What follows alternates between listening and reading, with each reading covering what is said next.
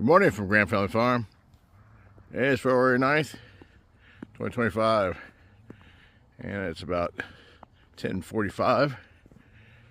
Just got to finish watering the animals. I fed them, watered them, and to break the ice, and deal with the snow here, which is not too bad. It melted off yesterday, and here we go again. More snow on the ground. At least the ground's froze, so got rid of some of the mud that was starting. Anyway, it looks like it's gonna be just a dark day again. I hear for more snow coming in the forecast, but they've been wrong a lot lately.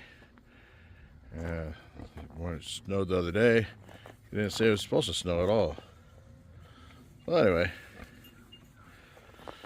it's a long winter. Can't wait until spring.